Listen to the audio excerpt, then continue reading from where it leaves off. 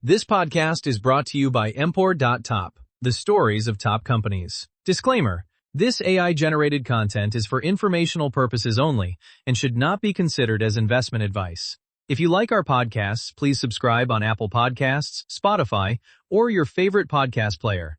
And don't forget to follow us on X at Empor.top. Find thousands of stories of top companies on our website, Empor.top. Plains GP Holdings, the midstream giant's journey from Plains Resources to Permian Powerhouse.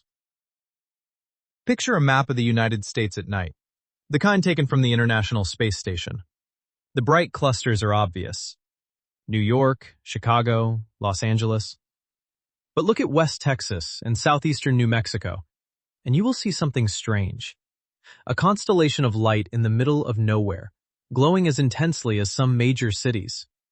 That is the Permian Basin, the single most productive oil field on Earth, responsible for roughly 6 million barrels of crude per day, and counting.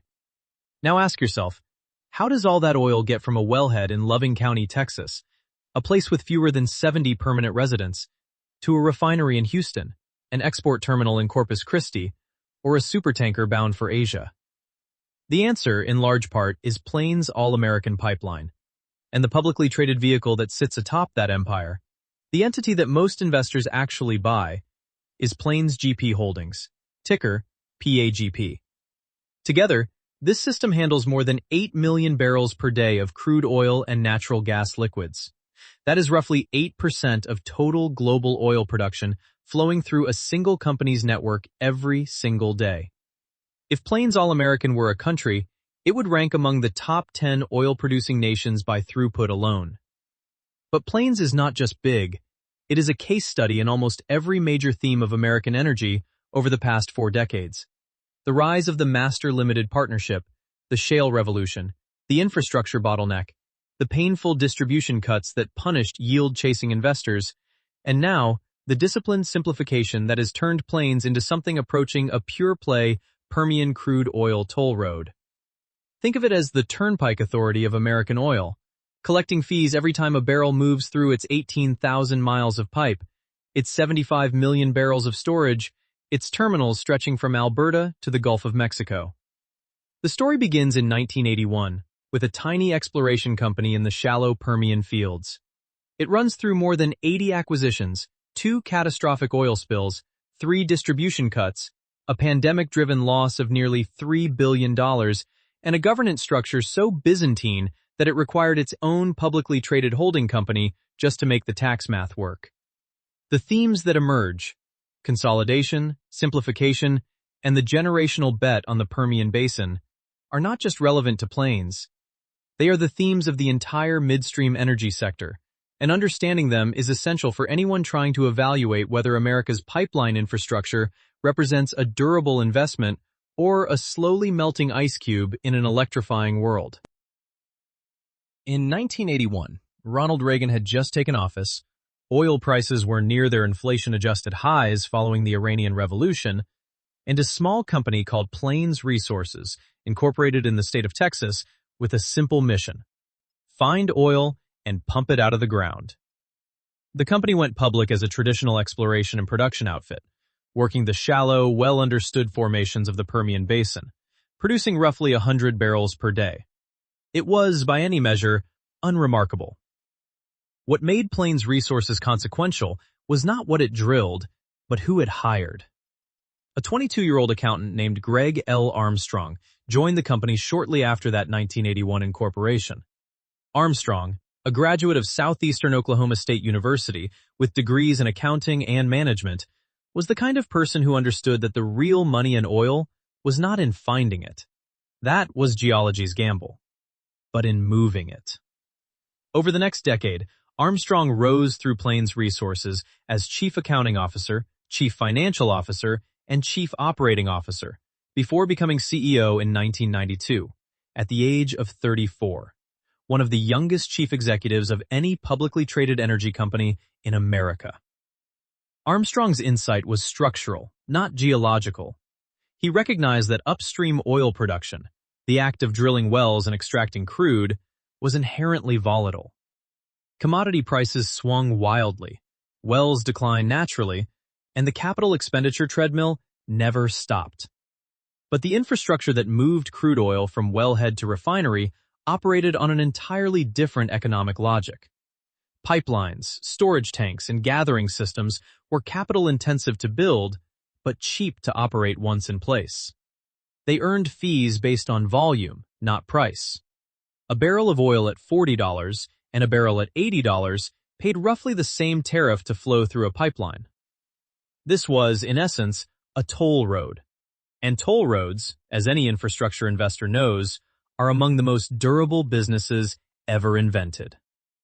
In 1989, Plains Resources formalized this thinking by establishing a midstream subsidiary to handle crude oil transportation, storage, and marketing. The subsidiary grew quietly through the 1990s as major integrated oil companies, the Chevrons and Exxons of the world, began divesting their logistics operations, viewing them as non-core. Armstrong saw an opportunity to buy these assets at reasonable multiples and stitch them into a growing network. The watershed moment arrived in 1998.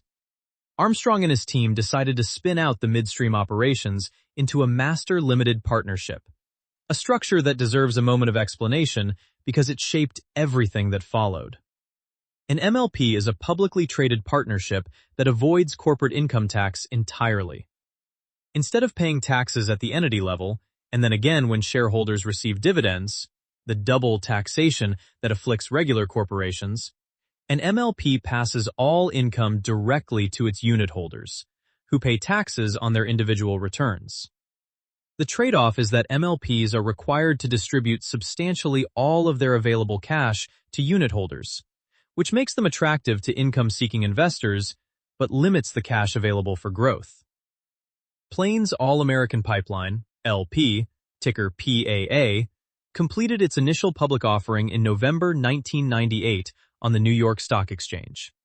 The IPO raised capital to acquire the All-American Pipeline System, a 1,233-mile crude oil pipeline running through California that had been bringing offshore crude to inland markets. Armstrong became chairman and CEO of both the new MLP and the parent company, a dual role he would hold for 2 decades. The founding acquisition gave PAA its name, its initial geographic footprint, and its identity. This was not going to be a natural gas pipeline company or a diversified energy conglomerate. Plains All-American was going to be the crude oil infrastructure company of North America. The timing proved fortuitous. The late 1990s and early 2000s saw a wave of asset divestitures by major oil companies, and PAA's MLP structure gave it a cost of capital advantage that traditional corporations could not match. The toll road model was about to become a toll road empire. The first deal after the IPO set the tone for everything that followed. In 1999, Plains acquired Scurlock Oil Company's Permian Basin and West Texas pipeline and gathering assets from Chevron for $35 million. Scurlock had been a significant crude oil gatherer, and the acquisition gave PAA immediate scale in the basin it would eventually dominate. The playbook was elegant in its simplicity. Find pipeline and gathering assets owned by major oil companies that considered them non-core distractions. Buy them at modest multiples. Integrate them into a growing network where the combined system was worth more than the sum of its parts.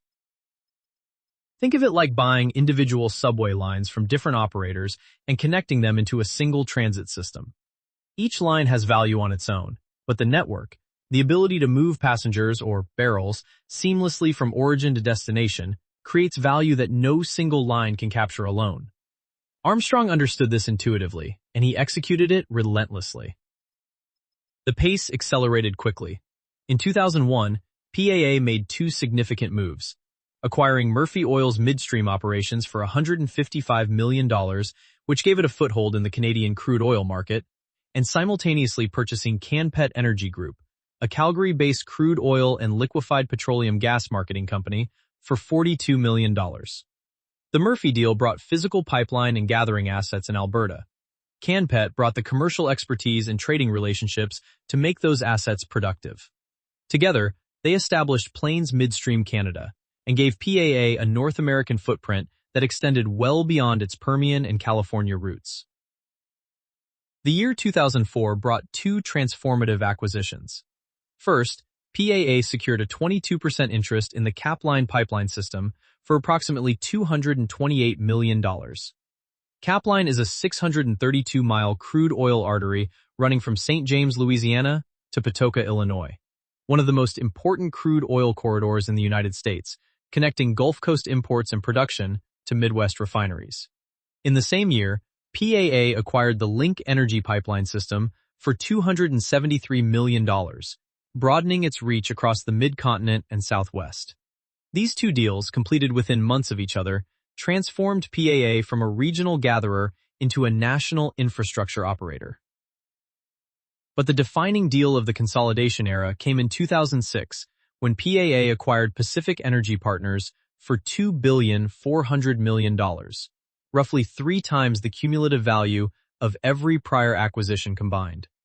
Pacific Energy operated crude oil and refined products pipelines in California and on the Gulf Coast, and its integration dramatically expanded PAA's California operations while providing critical Gulf Coast infrastructure. This was no longer a scrappy MLP picking up orphaned assets. This was a large-cap consolidator making billion-dollar bets.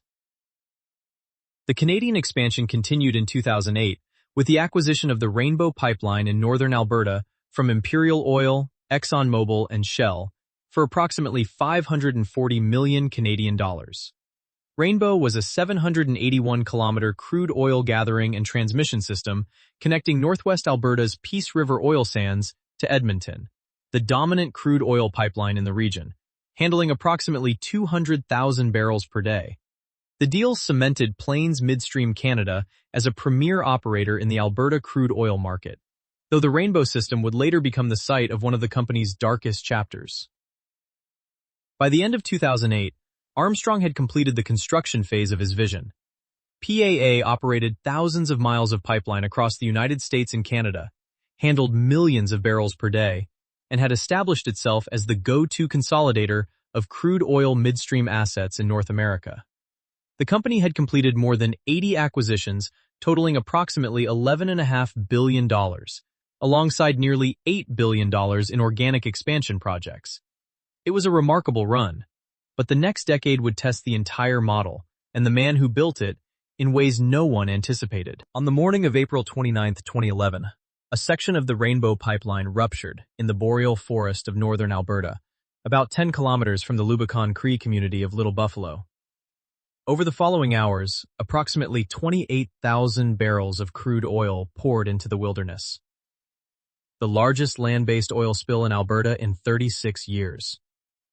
The regulatory investigation that followed was devastating. Alberta's Energy Resources Conservation Board found that Plains Midstream Canada had restarted the leaking pipeline 4 times after problems were first detected, likely making the spill significantly worse. Regulators characterized the company's response as displaying a bias toward inaction. Residents of Little Buffalo reported fumes causing nausea and burning eyes. Children fell ill at school. The school itself was not formally notified about the spill until 6 days after it happened. Plains Midstream Canada ultimately pleaded guilty and was fined 1.3 million Canadian dollars, an amount widely criticized as woefully inadequate. The fine may have been small, but the reputational damage was enormous. For a company whose entire business model depends on the social license to operate pipelines across other people's land, the Little Buffalo spill was an existential wake-up call. 4 years later, it happened again, this time in front of television cameras and the national press. On May 19, 2015, a 24-inch crude oil pipeline known as Line 901, owned by a PAA subsidiary, ruptured near Refugio State Beach on California's Gaviota coast. Approximately 143,000 gallons of heavy crude oil spilled, flowing through a storm drain and into the Pacific Ocean. The images of oil-soaked pelicans and blackened beaches became a symbol of pipeline safety failures at a time of growing public scrutiny of fossil fuel infrastructure. Federal investigators concluded that Plains had failed to address external corrosion on the pipeline and that control room procedures were inadequate. The legal consequences accumulated over years. A federal criminal settlement requiring $24 million in civil penalties, plus tens of millions more in natural resource damages and cleanup costs. A $230 million class action settlement in 2022 to compensate fishermen and affected residents, and a $72.5 million settlement with the California State Lands Commission in 2024. All told, the Santa Barbara spill cost Plains well over $300 million in direct financial penalties, plus incalculable reputational harm. These operational crises unfolded against a backdrop of financial stress.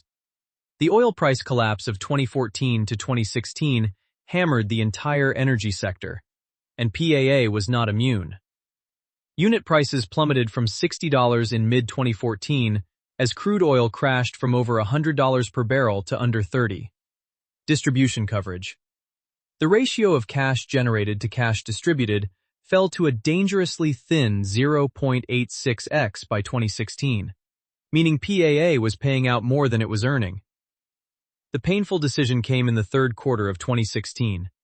PAA cut its quarterly distribution by 21%, from 70 cents to 55 cents per unit. For an MLP whose investors had bought in specifically for the yield, this was a betrayal. But it was also, in hindsight, an act of discipline that preserved the company's financial flexibility when others in the sector were drowning. Meanwhile, the corporate structure itself had grown baroque.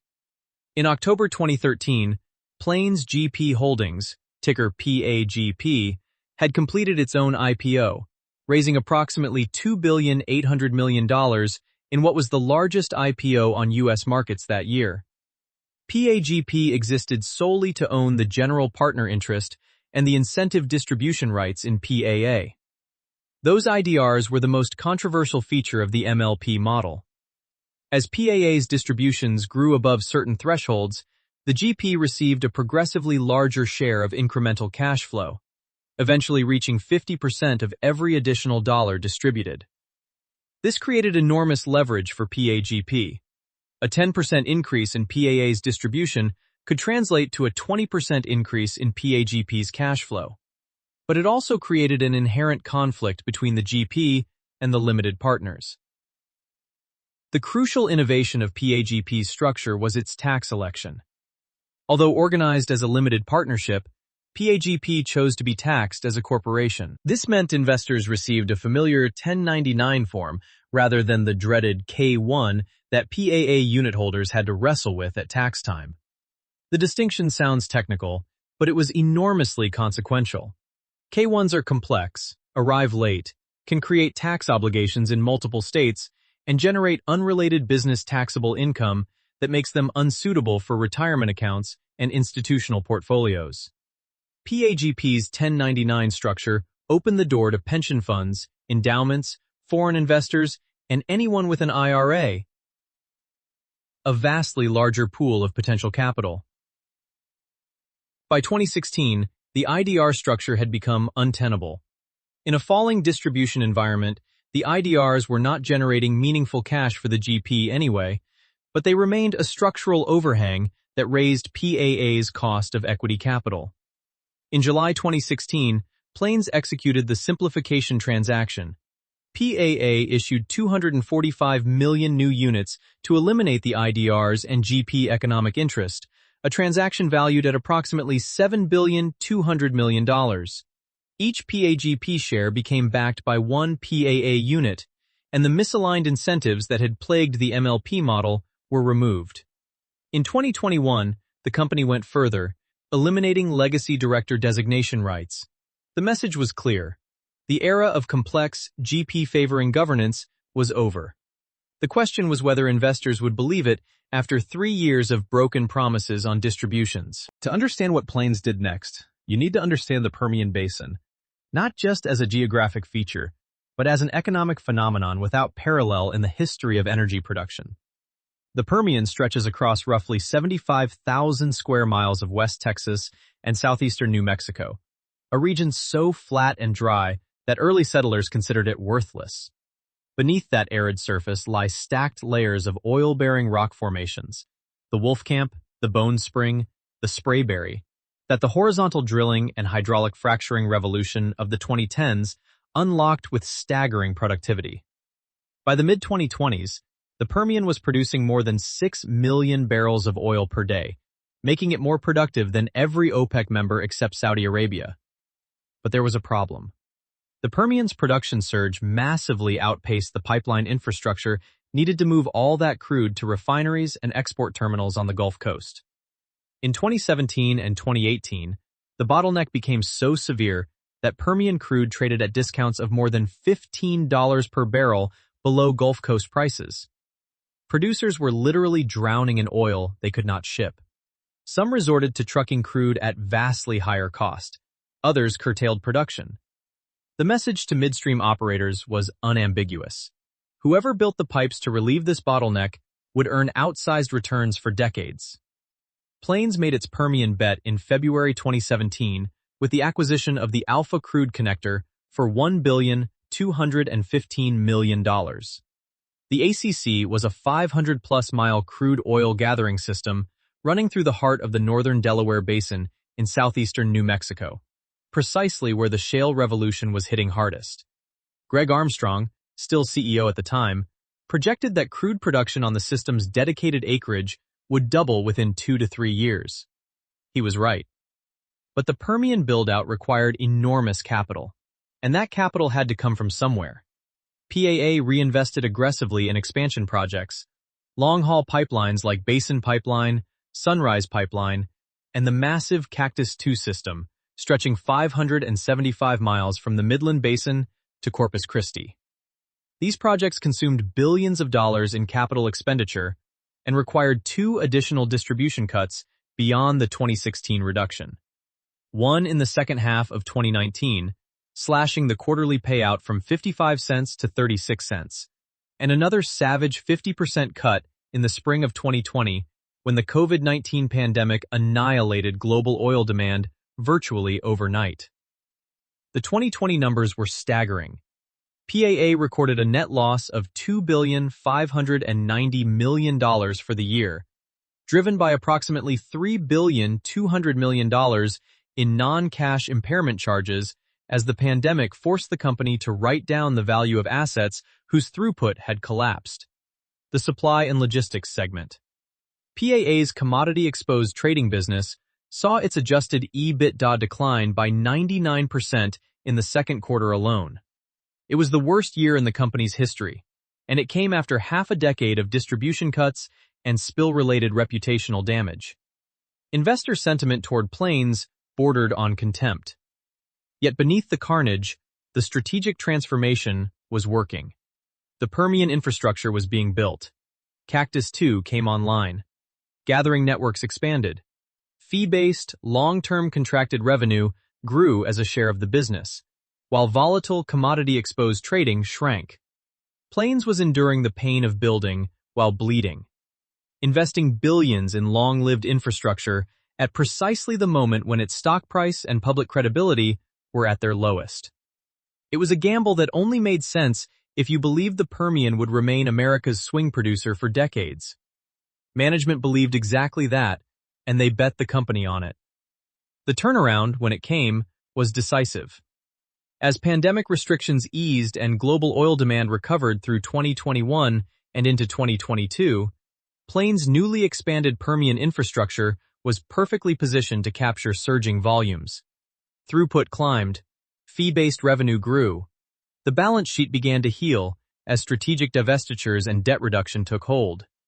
The company that had been left for dead by many investors was suddenly generating robust free cash flow from the largest crude oil gathering network in America's most important oil basin. In the summer of 2021, as vaccine rollouts brought the world tentatively back from the pandemic, Plains All American made a move that would reshape the competitive landscape of Permian Basin midstream. On July 13th, the company announced a definitive agreement to merge its Permian Basin gathering and transportation assets with those of Oryx Midstream Holdings, a portfolio company of Stone Peak Infrastructure Partners, one of the largest infrastructure-focused private equity firms in the world. The deal was elegant in its construction. It required no cash from either party. Plains contributed approximately 3,900 miles of pipeline and acreage dedications, covering roughly 2,800,000 acres. Oryx brought approximately 1,600 miles of pipeline and dedications, covering about 1,300,000 acres. The combined entity, Plains Oryx Permian Basin LLC, controlled over 4 million dedicated acres across the Delaware and Midland basins, with an average remaining contract tenor of approximately 7 years. Plains owned 65%, Oryx owned 35% under a tiered distribution sharing arrangement. The strategic logic was compelling on multiple levels. First, scale. The combined system was the dominant crude oil gatherer in the Permian, with no close second. Second, synergies. The companies projected approximately $50 million in near-term operational and capital efficiencies from eliminating redundant infrastructure, optimizing truck-to-pipeline transfers, and coordinating gathering routes, with potential to reach $100 million or more over time. Third, risk reduction. By merging complementary footprints, the JV reduced concentration risk. If production shifted from one part of the basin to another, the combined system was more likely to capture the volumes regardless. Perhaps most importantly, the deal brought credibility. Stonepeak's willingness to contribute Oryx's assets, which the private equity firm had assembled through its own aggressive acquisition program, into a joint venture controlled by Plains, signaled to the market that sophisticated infrastructure investors saw Plains' Permian network as a best-in-class asset. The transaction closed on October 5, 2021, and the JV was consolidated into Plains' financial statements from that point forward. The structure also revealed a strategic division within Plains' thinking. The company contributed its intra-basin gathering and transportation assets, the smaller diameter pipes that collect crude from individual well sites, but retained its long-haul pipeline systems, Cactus I, its 70% interest in Cactus II, and its terminaling assets. This separation made strategic sense. Gathering systems are operationally intensive, relationship-driven businesses where scale and density create competitive advantages. Long-haul pipelines are higher-margin, lower-touch assets where capacity and connectivity matter most. By merging gathering with Oryx while retaining long-haul, Plains optimized each business for its distinctive competitive dynamics. The JV model also introduced a new paradigm for capital efficiency in midstream. Rather than financing growth entirely from its own balance sheet, the approach that had led to painful leverage problems during the 2016 to 2020 period, Plains now had a partner sharing the capital burden of Permian gathering expansion. New well connections, compression facilities, and pipeline extensions could be funded proportionally, reducing Plains' individual capital commitment while maintaining its dominant market position. It was growth without balance sheet strain, a lesson learned the hard way during the years of building while bleeding. The Plains that emerged from the pandemic and the Oryx JV formation was a fundamentally different company than the one that had entered the 2010s. The growth-at-all-costs mentality that characterized the Armstrong consolidation era had been replaced by a disciplined, returns-focused approach under CEO Willie Chang. Every acquisition had to clear hurdle rates. Every capital project needed long-term contracted support. The distribution would grow, but only after the balance sheet was right. The new playbook showed up clearly in the string of bolt-on acquisitions that followed. In 2023, Plains acquired Diamondback Energy's 43% interest in the OMOG joint venture for $225 million, consolidating another gathering system in the Permian. Then, in January 2025, the company announced 3 deals simultaneously. Ironwood Midstream Energy's Eagle Ford gathering system for $475 million, expanding Plains' footprint in the South Texas Basin, where it had historically been underweight. Medallion Midstream's Delaware Basin gathering business for $160 million through the Plains Oryx JV, and the remaining 50% of Midway Pipeline from CVR Energy for $90 million, giving Plains full ownership and operational control of a mid-continent asset. The January 2025 announcement also included a 20% distribution increase and the repurchase of 18% of PAA's outstanding Series A preferred units for $330 million. A capital structure optimization that reduced the preferred distribution burden and signaled confidence in the company's cash generation. The total net acquisition spend of roughly $670 million was funded from existing liquidity without meaningful leverage impact. But the biggest deal of 2025 dwarfed the bolt-ons. In September, Plains announced the acquisition of a 55% interest in Epic Crude Holdings from Diamondback Energy and Kinetic Holdings for approximately $1,570 million, including assumed debt. Simultaneously, it arranged to acquire the remaining 45% from an Ares private equity portfolio company for approximately $1,330 million. The combined transaction, totaling roughly $2,900 million, gave Plains full ownership of the Epic crude oil pipeline, an 800-mile system running from the Permian Basin and Eagle Ford to Corpus Christi, with more than 600,000 barrels per day of capacity and significant export infrastructure. Plains rebranded the system as Cactus 3, creating a formidable three-pipeline export corridor to the Gulf Coast. Cactus 1, 310 miles, wholly owned. Cactus 2, 575 miles, 70% owned with Enbridge. And now Cactus 3, 800 miles, fully owned and operated. Together, these systems provided redundant, high-capacity connectivity from the Permian wellhead to tidewater. The wellhead-to-water positioning that management had been articulating for years, now fully realized. The 2025 financial results validated the strategy. Full-year adjusted EBITDA came in at $2,833 million, with distributable cash flow of approximately $2,063 million and a distribution coverage ratio of 1.72 times, meaning Plains generated nearly 72% more cash than it paid out, a dramatic improvement from the sub-1.0 coverage ratios of the mid-2010s. Then came the move that completed the transformation. In June 2025, Plains announced the sale of substantially all of its Canadian NGL business to Keyera Corporation for approximately $3,750 million.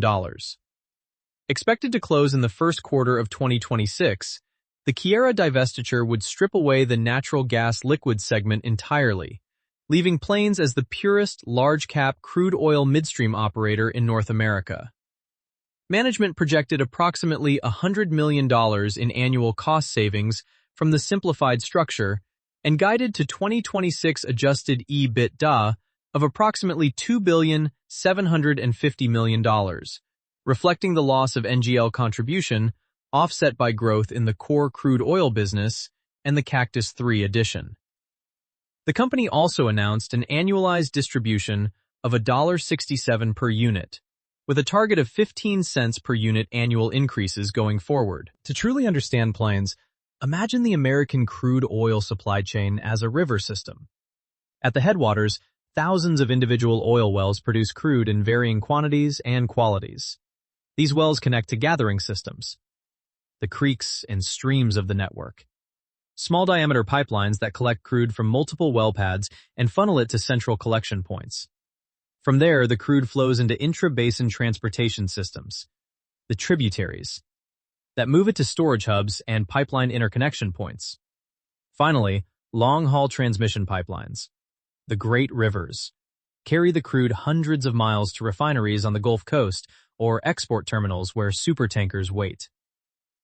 Plains operates across this entire river system. Its 18,370 miles of pipeline span gathering, intrabasin transportation, and long-haul transmission. Its 75 million barrels of crude oil storage capacity sit at critical nodes. Cushing, Oklahoma, the physical delivery point for the WTI benchmark crude contract, and St. James, Louisiana, the Gulf Coast pricing hub. When a producer in the Permian Basin needs to move crude from wellhead to export dock, Plains can often handle every link in that chain through its own integrated network. That is the network effect in action. The more producers and buyers that connect to the system, the more valuable each additional connection becomes for everyone. The economic model rests on the distinction between fee-based and commodity-exposed revenue. In its early years, PAA earned a significant portion of its income from crude oil marketing and trading, buying barrels in one location, transporting them, and selling them at a higher price elsewhere. This activity generated attractive returns in good times, but was inherently volatile, tied to crude oil price spreads and market dislocations. The 2020 collapse, when supply and logistics EBITDA fell 99% in a single quarter, demonstrated just how dangerous commodity exposure could be. Under Chang's leadership, Plains has systematically shifted toward fee-based revenue, underpinned by long-term contracts. The Plains Oryx JV, for example, operates under acreage dedication agreements with an average remaining tenor of approximately 7 years, meaning producers have committed to ship all crude from their dedicated acreage through the JV's gathering systems for years into the future. Many of these contracts include minimum volume commitments, take-or-pay provisions that guarantee a baseline revenue stream even if actual production falls short. Built-in inflation adjustments ensure that tariff rates rise with the general price level over time. This is the toll road analogy made literal. A highway toll operator does not care whether the cars passing through are Hondas or Ferraris, or whether gasoline costs $2 or $5 per gallon. The operator cares about traffic volume and the toll rate. Plains' fee-based business works the same way. The company does not care whether crude oil costs $40 or $100 per barrel. It cares about how many barrels flow through its pipes and what tariff they pay. Post-Keyera divestiture, the company expects its business to be overwhelmingly crude oil-focused, with fee-based revenue comprising the vast majority of earnings. The PAGP wrapper adds a layer of accessibility to this model. Because PAGP elected to be taxed as a corporation, its investors receive a simple 1099 form at tax time, rather than the complex K-1 partnership schedule that PAA unit holders must navigate. For institutional investors, pension funds, endowments, sovereign wealth funds, and anyone holding shares in a retirement account, this distinction is not just convenience, it is a prerequisite. K-1s can generate unrelated business taxable income that subjects tax-exempt entities to actual tax liability, and they create filing obligations in every state where the MLP operates.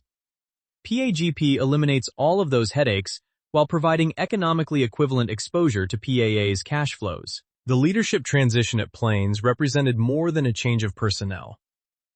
It was a philosophical pivot that reshaped how the company allocates capital, communicates with investors, and thinks about its role in the energy landscape.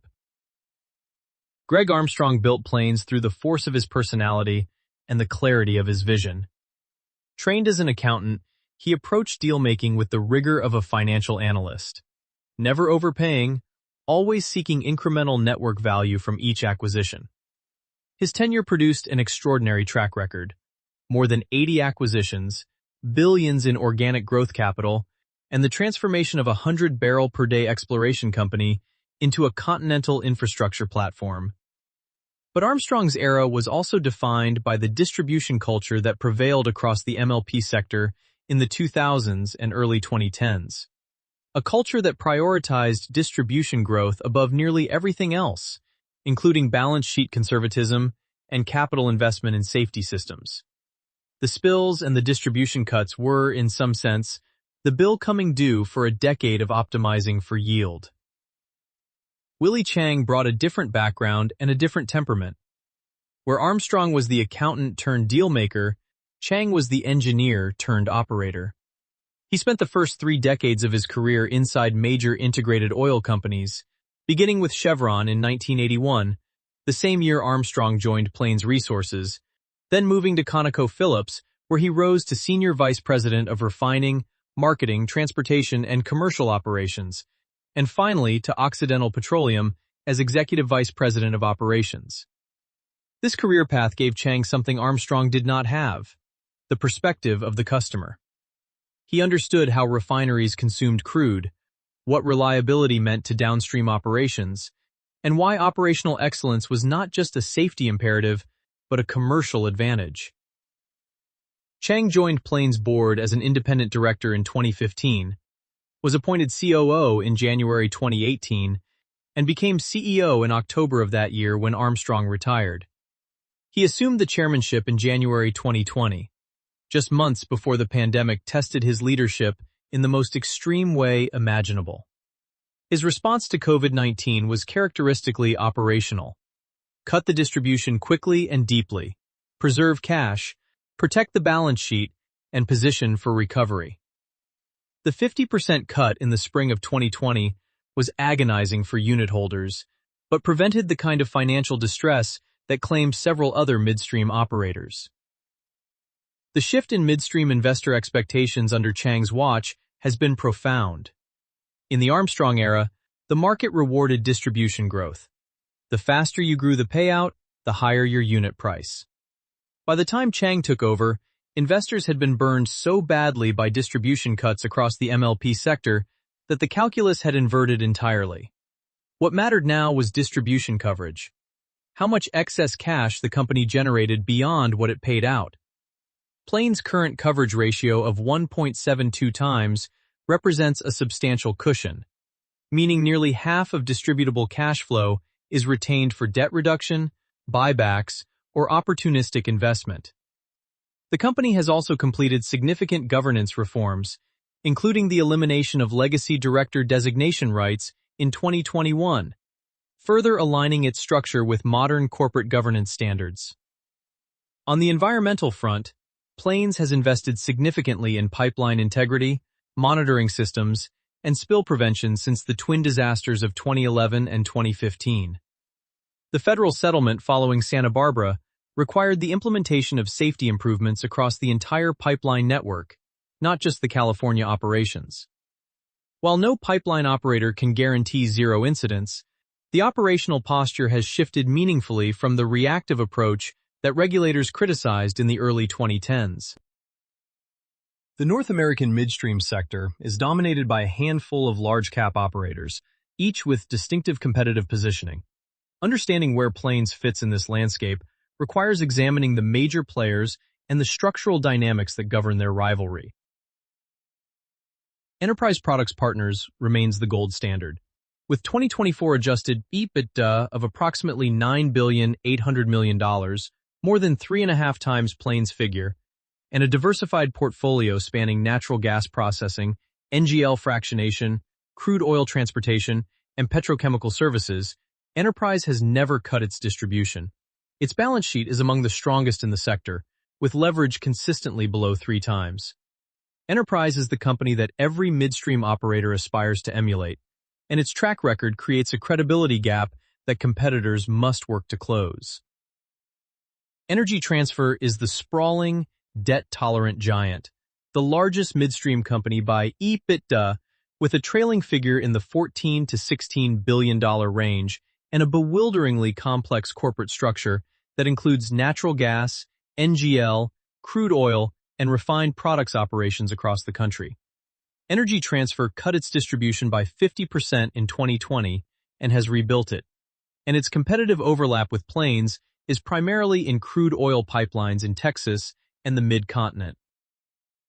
ONEOK, historically a natural gas and NGL specialist, transformed itself through the 2023 acquisition of Magellan Midstream Partners and the 2024 acquisition of EnLink Midstream, becoming a diversified operator with expected 2025 EBITDA of approximately $8 billion. Kinder Morgan, meanwhile, is primarily a natural gas pipeline and storage operator whose crude oil exposure is limited. Plains' competitive differentiation rests on 3 pillars. First, Permian Basin dominance. No competitor matches Plains' integrated gathering-to-export crude oil network in the Permian.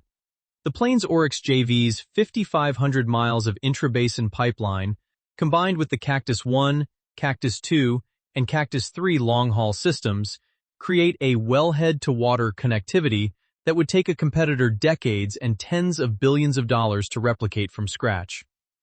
Second, crude oil specialization. Following the Keyera NGL divestiture, Plains is the purest, large-cap crude oil midstream operator in North America, offering investors a cleaner exposure than diversified peers. Third, commercial intelligence. PAA's long-standing crude oil marketing activities, while now a smaller portion of earnings, provide unmatched insight into crude oil flow dynamics, quality differentials, and logistical bottlenecks across the system. The barriers to entry in midstream are formidable. Building a competing pipeline network requires securing right-of-way across hundreds of miles of privately owned land, obtaining state and federal regulatory permits that can take years, negotiating long-term contracts with producers who may already be committed to existing operators, and deploying billions of dollars in capital before earning a single dollar of revenue. Environmental scrutiny has intensified dramatically since Plains' own spill experiences, making new pipeline construction politically and legally challenging in many jurisdictions. These barriers protect incumbents, but also limit their ability to expand through greenfield construction, which is why bolt-on acquisitions and joint ventures have become the preferred growth model. The existential question hanging over the entire sector is the energy transition. How long will fossil fuel infrastructure remain relevant in a world moving toward electrification and renewable energy?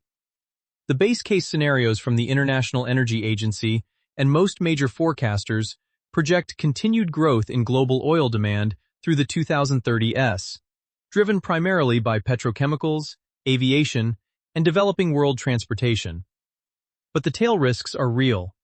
A faster-than-expected EV adoption curve, aggressive carbon pricing, or technological breakthroughs in battery storage could accelerate the timeline for peak oil demand. For Plains specifically, the crude oil concentration that is its strength could become its vulnerability if the crude oil demand outlook deteriorates faster than the natural gas outlook, since natural gas is widely viewed as a transitional bridge fuel with a longer demand runway. The most useful analytical lens for midstream infrastructure is Michael Porter's 5 Forces framework, which evaluates an industry's profitability based on competitive dynamics. The threat of new entrants is low, arguably the lowest of any major industry in the United States. Building a pipeline network that competes with Plains' Permian system would require securing rights-of-way across thousands of miles of private land, obtaining regulatory approvals from multiple state and federal agencies, a process that routinely takes 3 to 5 years per project, investing billions of dollars in steel, construction, and compression, and then convincing producers who have already dedicated their acreage to existing operators to switch. The environmental and political opposition to new pipeline construction has grown substantially over the past decade, adding further protection for incumbents. This is about as close to an impregnable barrier as exists in any industry.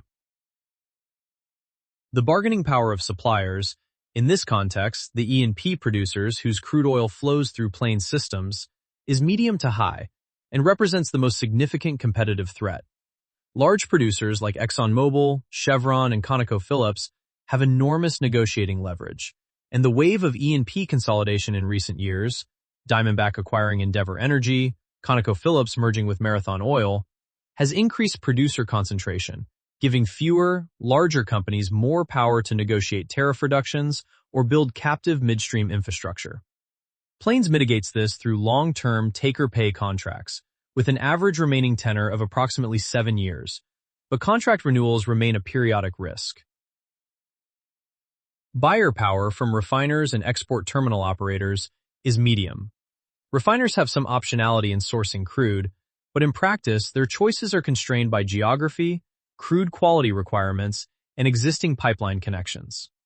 Plains' strategic storage positions at Cushing and St. James, plus its export capacity at Corpus Christi, give it leverage with downstream buyers.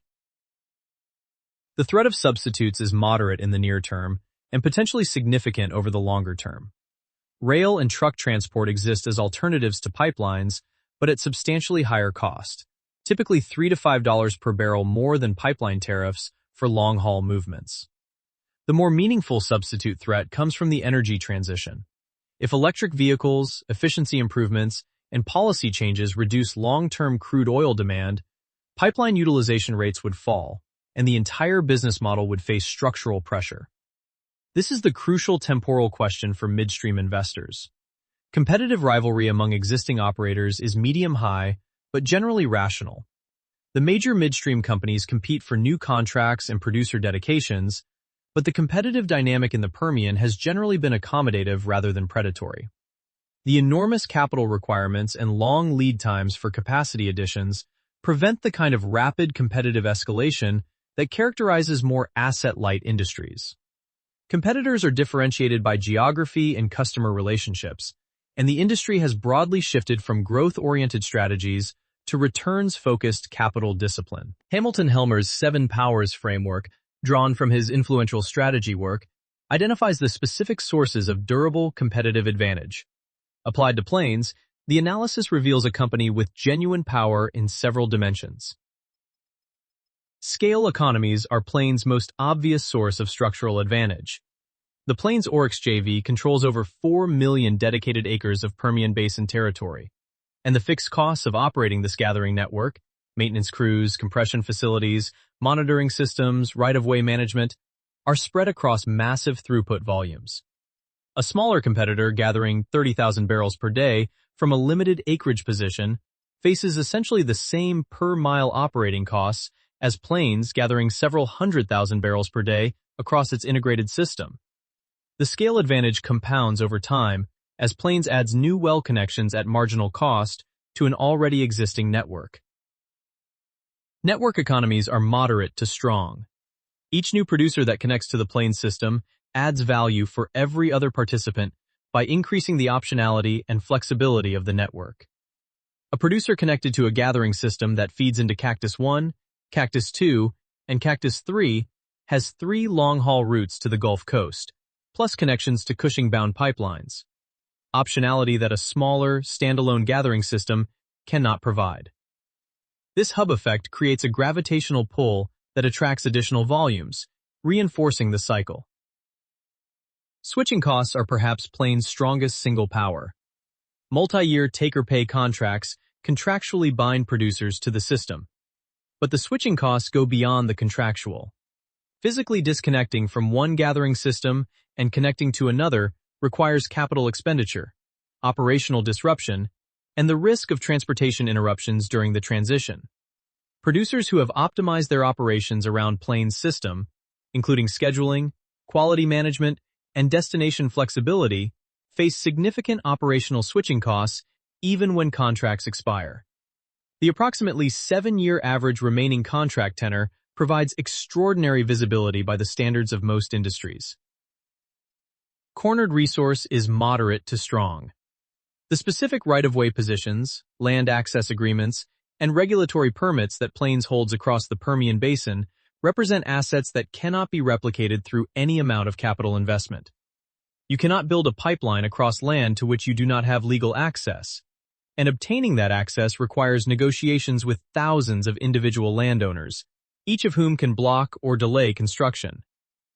Plains' decades of accumulated right-of-way positions, combined with its producer relationships and regulatory track record, constitute a resource base that no new entrant can quickly assemble. Counterpositioning is weak. Incumbents like Enterprise Products or Energy Transfer could, in theory, replicate Plains' crude oil focus, and branding is not a primary moat in this B2B context, though operational reputation matters.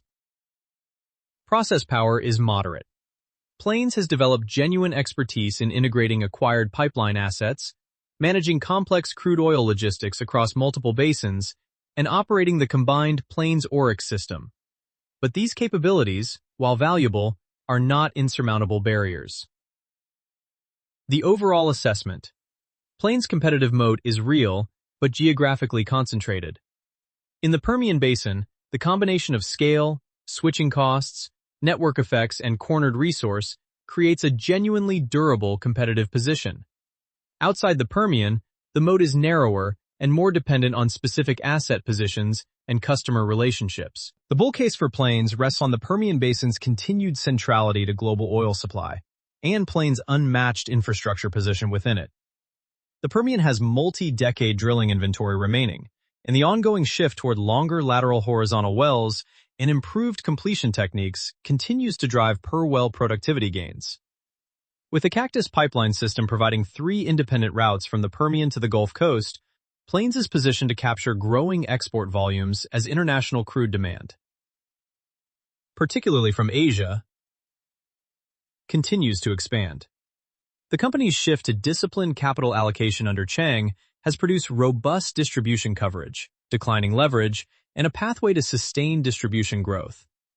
The Keyera NGL divestiture simplifies the story and positions Plains as a pure-play crude oil infrastructure company.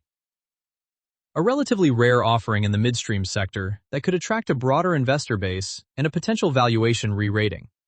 Energy security concerns following the disruptions of 2022 have reinforced political support for U.S. oil production and export infrastructure, providing a policy tailwind that was absent a decade ago. The bear case centers on the energy transition and Permian concentration risk.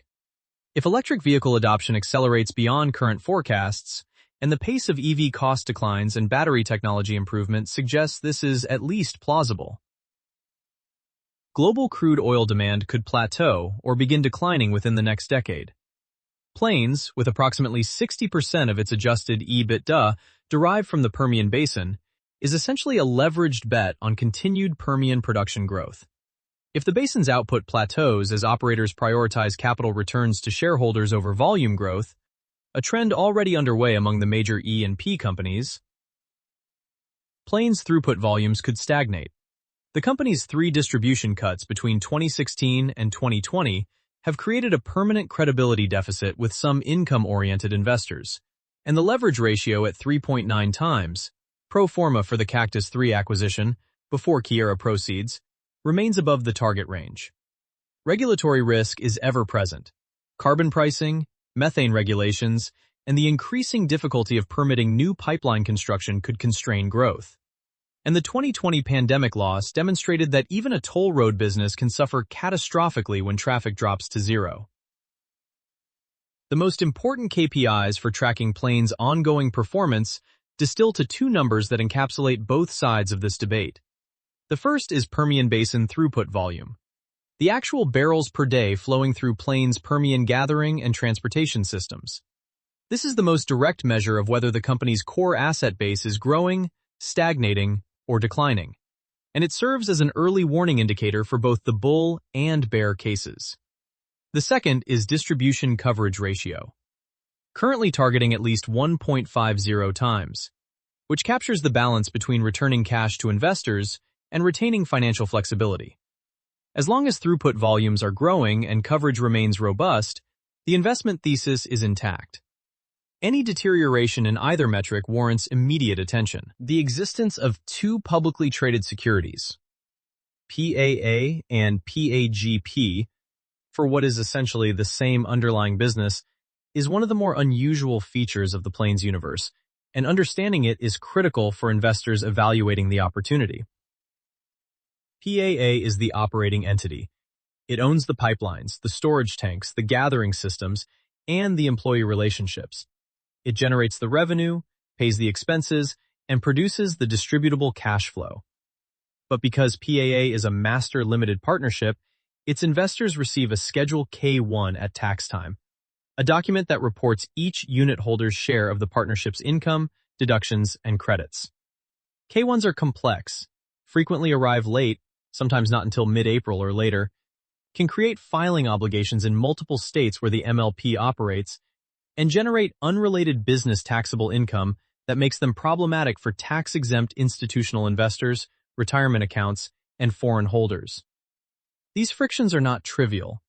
They effectively exclude a substantial portion of the potential investor universe from owning PAA. PAGP was created in 2013 specifically to solve this problem. Although organized as a limited partnership, PAGP elected to be taxed as a corporation, which means its investors receive a standard 1099 form, the same document they would get from owning shares of Apple or Johnson & Johnson. Each PAGP Class A share is economically linked to one PAA common unit through the ownership chain, and distributions per share are identical to distributions per PAA unit. The difference is purely administrative and tax-related, but it opens the door to pension funds, endowments, IRAs, and foreign investors who cannot or will not deal with K-1 complexity. There is a meaningful tax nuance investors should be aware of. Historically, PAGP distributions were characterized as non-taxable return of capital to the extent of the investor's tax basis, a significant advantage that deferred tax liability until the shares were sold. However, The Keyera NGL divestiture announced in 2025 is expected to generate sufficient earnings and profits at the PAGP level that distributions payable in 2026 may be treated as taxable dividends rather than return of capital. This is a one-time acceleration, not a permanent change, but it alters the near-term tax calculus for existing holders. The question of why Plains does not simply merge PAGP and PAA into a single corporate entity, as Kinder Morgan did in 2014, is primarily one of tax efficiency and investor base preservation. A full merger would likely trigger tax consequences for existing PAA unit holders and could eliminate the tax advantages that attract certain investor constituencies to the MLP structure. Management has indicated openness to further simplification over time, and the Keyera divestiture's impact on PAGP's tax status may accelerate these conversations. For now, the dual structure persists, offering investors a choice between two functionally equivalent securities differentiated by their tax wrapper. Plains enters 2026 in the midst of the most consequential transformation in its history. The Keyera NGL divestiture, expected to close in the first quarter of 2026, will complete the company's evolution into a pure-play crude oil infrastructure operator. The approximately $3 billion in net proceeds from the sale will be deployed toward debt reduction, bringing the leverage ratio back within the target range of 3.25 to 3.75 times, and potentially toward bolt-on acquisitions in the core crude oil business. Management has also indicated a potential one-time special distribution of approximately 35 cents per unit to help offset the tax implications of the sale for individual unit holders. The near-term integration challenge is significant.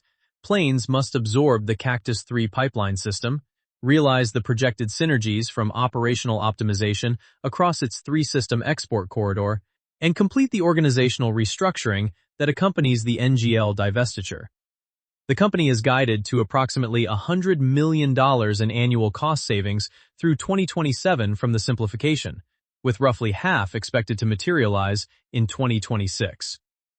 These savings come from eliminating redundant corporate overhead, consolidating field operations, and streamlining commercial functions that previously served both crude oil and NGL business lines. The Permian Basin's production trajectory is the central variable. The basin's current output of approximately 6 million barrels per day represents a remarkable achievement, but the growth rate has moderated as operators prioritize free cash flow generation over production growth. Whether Permian production can continue climbing, perhaps reaching 7 or 8 million barrels per day by the end of the decade, or will plateau near current levels depends on oil prices, operator capital discipline, service sector capacity, and the ongoing productivity of the Wolfcamp and Bone Spring formations. For Plains, the distinction matters enormously. Growing production means growing throughput, growing tariff revenue, and a clear pathway to distribution increases. Flat production means Plains must compete more aggressively for market share or find growth in other basins. Export infrastructure represents a significant opportunity. The Cactus Pipeline corridor terminates at Corpus Christi, one of the fastest-growing crude oil export hubs in the world. As international demand for medium and light sweet crude continues to grow, driven by refinery expansions in India, China, and Southeast Asia, the value of wellhead to tidewater connectivity increases. The potential expansion of Cactus III capacity to 900,000 barrels per day, with an associated earnout payment of $193 million if sanctioned before year-end 2027, would position Plains to capture a larger share of the growing export market. The energy transition remains the horizon risk. Plains has not positioned itself as a leader in alternative energy infrastructure, carbon capture, hydrogen transport, or renewable fuels, and management has been transparent that the company's strategy is anchored in crude oil demand extending for decades. This is a calculated bet. If crude oil demand persists at or above current levels through the 2030s, Plains' infrastructure will generate enormous value. If the transition accelerates beyond base case forecasts, the company's concentrated crude oil exposure becomes a liability. The possibility of a complete PAGP/PAA merger remains on the table, as does further industry consolidation. Plains could be either acquirer or target in a sector that continues to rationalize. The Plains story illuminates several principles that extend well beyond the energy sector. Infrastructure endures when products and technologies do not. Plains Resources started as an exploration company, a business where the product literally depletes with every barrel extracted. Armstrong's genius was recognizing that the infrastructure moving that product was fundamentally more durable than the product itself. Pipelines built in the 1960s still operate today. Storage tanks constructed decades ago still hold crude. The lesson is applicable across industries. Whenever a sector is characterized by rapidly changing products but stable distribution needs, the infrastructure layer often captures the most durable returns. Complex structures eventually demand unwinding. The MLP model, with its IDRs, GP/LP conflicts, and K1 tax complexity, was a brilliant innovation for its time. It channeled enormous capital into building America's energy infrastructure during the shale revolution. But structural complexity creates friction. It limits the investor base, creates governance conflicts, raises the cost of capital, and generates suspicion among investors who cannot fully understand the cash flow waterfall. Plains' multi-year simplification journey, eliminating IDRs, aligning GP and LP interests, creating the PAGP corporate wrapper, and eventually divesting non-core businesses, is a case study in the inevitable gravitational pull towards structural clarity. Cutting payouts early preserves long-term credibility. Plains' 3 distribution cuts were individually painful and collectively devastating to its reputation among income investors. But the alternative, maintaining unsustainable payouts until the balance sheet broke, would have been far worse. Companies that cut dividends or distributions proactively, when they still have financial flexibility, preserve their ability to recover. Companies that wait until they are forced to cut by lenders or liquidity crises often never recover their standing with investors. Geography is destiny. Plains' decision to concentrate its infrastructure in the Permian Basin was the single most important strategic choice in the company's history. When the shale revolution transformed the Permian into the most productive oil field on Earth, Plains' decades of accumulated gathering infrastructure, producer relationships, and right-of-way positions became extraordinarily valuable. A similar infrastructure investment in a basin that underperformed, the Bakken for instance, or the Utica, would have generated far inferior returns. For investors evaluating infrastructure companies, understanding the quality and longevity of the geographic resource they serve is paramount. Joint ventures offer a capital-efficient growth model. The Plains Oryx JV demonstrated that growth does not require dilution or leverage. It can come from combining complementary assets in structures that create value through scale and synergy. This model has become increasingly popular across the midstream sector as operators seek to grow without repeating the balance sheet mistakes of the 2010s. Plains GP Holdings, as it exists today, is both a monument to 45 years of energy infrastructure building and a bet on the future of crude oil in the American economy. The company that began as a 100-barrel-per-day exploration outfit in the Permian Basin has become the dominant crude oil gatherer in that basin, the operator of 3 major export pipelines to the Gulf Coast, and the holder of strategic storage positions at the most important crude oil hubs in North America. The midstream sector as a whole stands at an inflection point. The wave of MLP simplifications, corporate conversions, and distribution resets that characterize the late 2010s and early 2020s has largely run its course. What remains is a smaller, more disciplined group of large-cap operators generating robust free cash flow, returning capital to investors, and growing selectively through bolt-on acquisitions and joint ventures.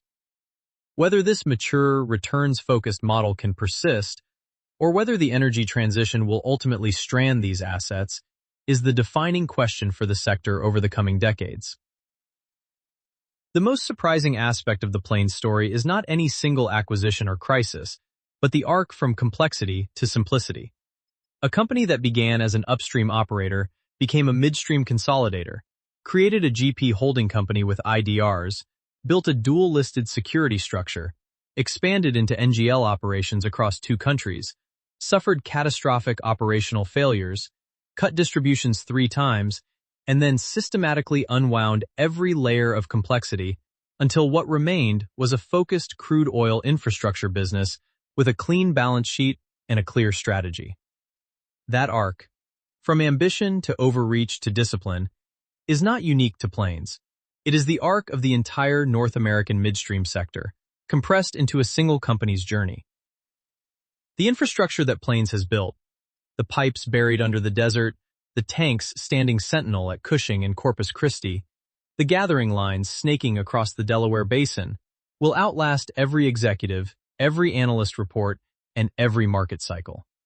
Whether the crude oil flowing through them represents a growth business or a sunset industry is a question that only time can answer. What is certain is that, for as long as the world burns oil, someone will need to move it. And in the Permian Basin, that someone is, overwhelmingly, Plains. For those looking to go deeper on Plains All-American, the Permian Basin, and the midstream energy sector, the following resources provide excellent starting points. The Plains All-American Investor Relations site at ir.plains.com contains annual reports, quarterly earnings presentations, and the detailed segment disclosures that reveal how the company's crude oil and NGL businesses perform independently.